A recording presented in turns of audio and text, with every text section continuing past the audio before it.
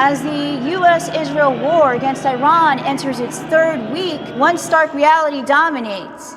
America's word to its allies is being tested in real time.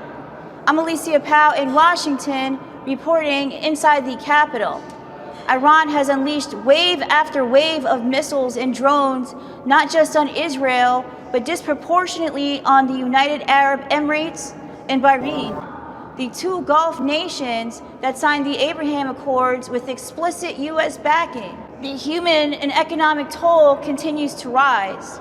Airports closed, water supply facilities struck, residential buildings damaged, energy sites hit, civilians killed. Iranian officials confirm U.S. military facilities in these countries are deliberate targets.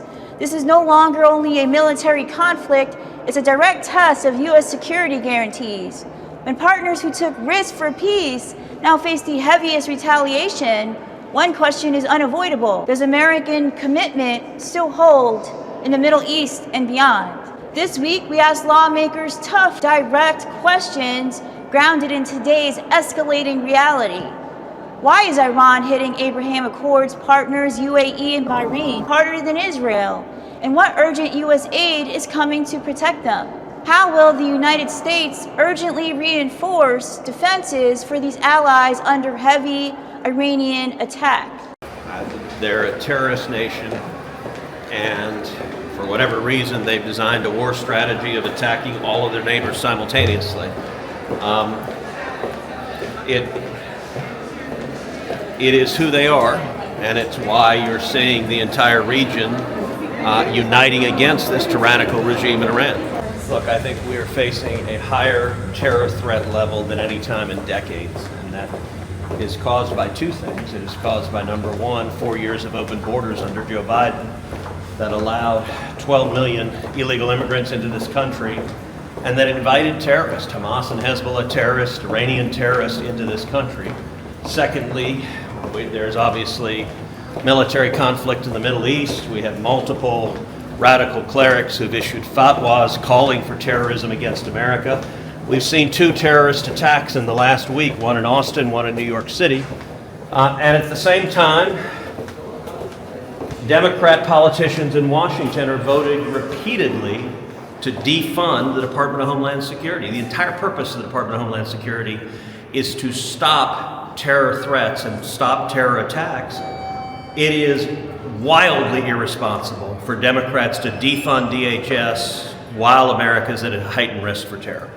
I think you're seeing the Abraham Accords countries come together and unify. I think one of the hopes of not only the Congress Republicans, but also the White House, is that this conflict can be put to bed in a reasonable amount of time that will allow the long-term effects that it could have on the global economy to settle down, things to get back to normal before the November election. And I think that most Americans can see that the effects of the conflict in Iran are likely to be temporary. And if it turns out they're not temporary, then Republicans are taking a massive risk by supporting the war in Iran. But I'll tell you, when we hear our leaders repeatedly say, Iran has never been weaker, we need to help these people get free of this wicked regime, I believe them. And so we need to make sure that the Iranian people aren't fighting back against the wicked military in Iran with shovels. They need real weapons. So I hope that behind the scenes, the United States and Israel and other countries are smuggling weapons in so the Iranian people who want to self-govern have the tools they need to fight back. I'm a strong supporter of the Abraham Accords. I was when the president announced it during his first term, because I thought having more nations in relationship with Israel would actually, hopefully, facilitate peace between Israel and Palestinians. It hasn't worked out the way I hoped, but I do still think many of the nations in the Abraham Accords are, continue to try to encourage Israel, to find a better chapter forward for Israelis and Palestinians. So that's positive, but I haven't had a chance to really process the relationship between the war and the Accords. I do think Iran attacking other neighbors in the region has deepened the skepticism of many of the neighbors about Iran. This is a hiccup. This is a blip on the screen. Thank goodness we're the world's largest producer of oil, 13 million barrels a day, the second largest exporter of oil.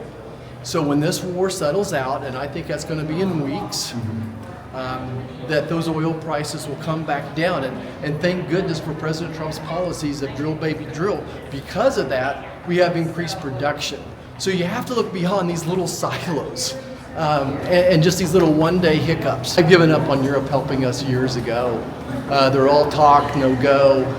They told us they would get to 2% of GDP, and they never did. Half of them never did. Now they're promising 5%. They're all talk.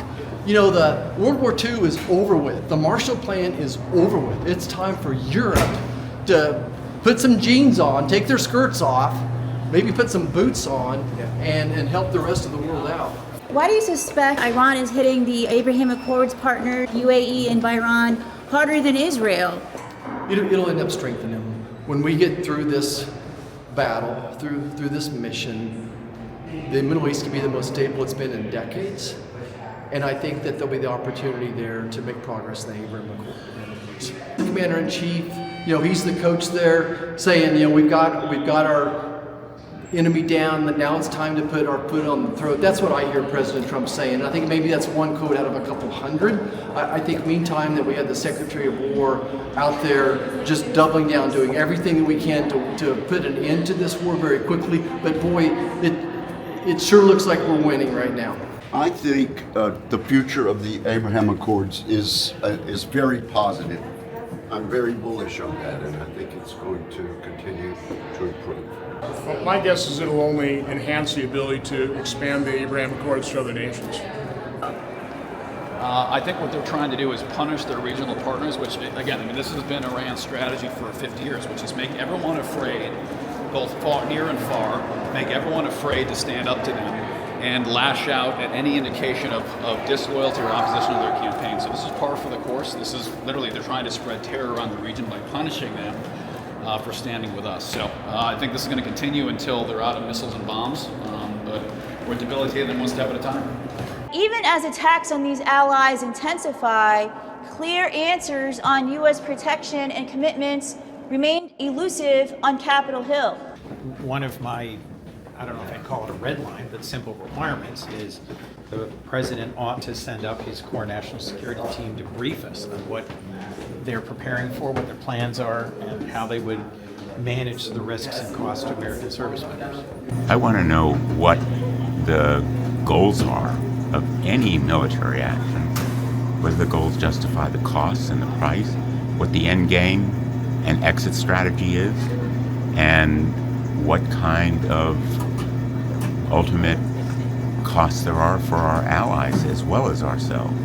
And I'm awaiting an explanation from the president. So far, he's given none to the Congress or to the American people. The war shows no sign of slowing. The Strait of Hormuz remains under constant threat. Oil prices continue to climb, and Abraham Accords partners endured sustained Iranian attacks for choices they made with U.S. encouragement. The stakes for American credibility could not be higher. Congress must decide whether it will match words with decisive action to protect these frontline allies before the cost to our partnerships and global standing becomes irreversible. This is TvAbraham. I'm Alicia Powe in Washington, inside the Capitol.